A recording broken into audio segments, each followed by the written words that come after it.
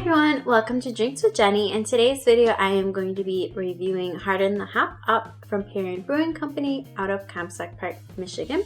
This is the second release in their Side Hustle series. The first one was their Carrot Cake Cream Ale, and I did not try that one because it was brewed with lactose, and I unfortunately am allergic to milk and lactose, so I cannot try any of the trendy beers where they're adding lactose into them because I will get sick. So I'm excited that this one is a double IPA, my favorite style, and this one has been brewed with Australian and New Zealand hops. It has Galaxy, Ella, and Enigma hops, and on the can it says that this Australian Session Ale is an Imperial IPA made showcasing New Zealand and Australian hop varieties. Says, I'm sorry, is your puny little IPA under 5% Harden the Hop Up, which I think is really fun and really clever to say. And I really love the color going on with the can design, the label, and everything. I'm a really big fan of that. And I did pick up a 6-pack at Perrin. I went there last week when it was released. It's going to be distributed in the Michigan market in April.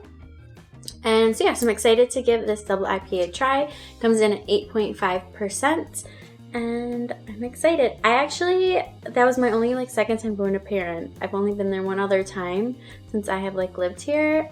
I don't know why, I just never really go.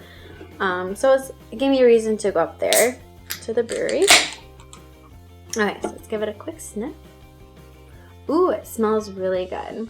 It smells like an IPA I'm gonna like. I know I say that all the time, but it's so good. Okay, so let's give it a pour.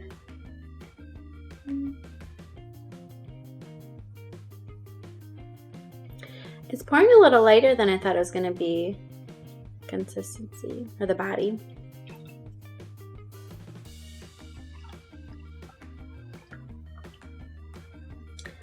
Alright, so just have for some really great carbonation, lots of tiny little bubbles rising to the top. Not much head at all that I got. Could have been my pour. So the color is definitely more on the amber side. The bubbles are still rising to the top. Now let's check the aroma. Ooh, this is interesting. I'm definitely picking up on tropical citrus notes. But then also like this spiciness as well, and almost like a floral quality. It's really interesting. My nose is getting hit in a few different places from the different aromas, and I think it probably has to do with the combination of the 3 hops that they used. Yeah, it almost has like a star anise aroma to it. Yeah, which is interesting.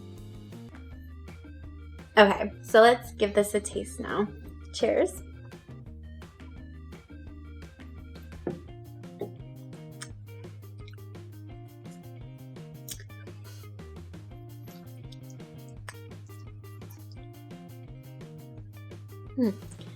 It did go down very smooth for being 8.5%. I'm not really picking up on the booziness to it.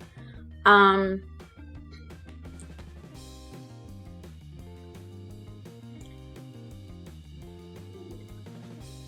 definitely picking up on the bitterness of it. The hops are definitely coming in full force on this IPA. You can definitely tell this is very hop forward, which I appreciate. And it definitely is low on the malt, which I'm not the biggest fan of very malty IPAs usually. And so I appreciate when the hops are making more of a presence. So I really appreciate that. It almost has this earthy quality to it, with those floral notes that I picked up in the aroma. You can pick up on those in the taste as well.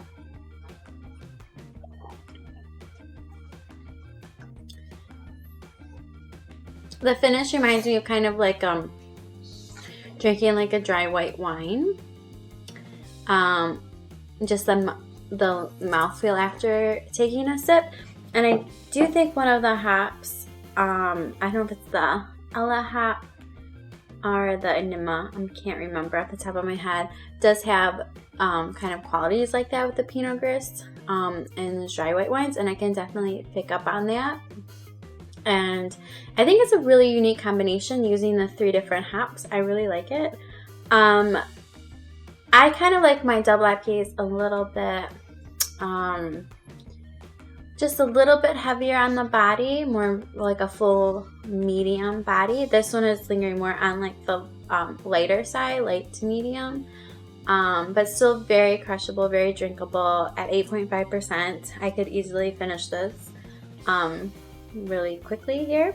But this one I can see myself having guests over, having dinner, and serving with that. That would be really great. Yeah, I'm really liking this series, even though I did not have the first one because of the lactose, which is a shame because I happen to like carrot cake. But yeah, this is really good. I would like to see what other releases Perrin is going to do in their Side Hustle series. And if you have a favorite beer from Perrin, let me know because I really don't drink their beer very often. If there's one that I should try that you like. I know that they're having their No Rules release coming up later this month, and I'm thinking about going to that if you're a fan of that. But yeah, I definitely like my IPAs when they pack more of that hoppy punch with a higher ABV. I usually pick up IPA and double IPAs when they're like really high, 6% leading to 7%, up to like 10%. That is the range that I like, and usually 8 to 10%, which just seems really high. But I feel like I just had a couple double IPAs that were like 10% recently. But I like the 8.5%. So yeah, so if you're in the Michigan distribution market for Perrin, I would pick this one up and give it a try if you like double IPAs, looking for something different, maybe with a different combination of hops. I really love IPAs with the Galaxy hops, where you're getting those citrus notes, and you're definitely picking up on the bitter citrus notes as well. Yeah. Oh my gosh. This is really good. So yeah, so I would recommend picking this one up to try. And also do let me know in the comments what other Perrin beers you'd like me to see, or any other beers for that matter. I'm always up for suggestions. And if you'd like to see more of my thoughts on different craft beers, be sure to subscribe to my channel if you haven't already. As always, thanks for watching. Cheers!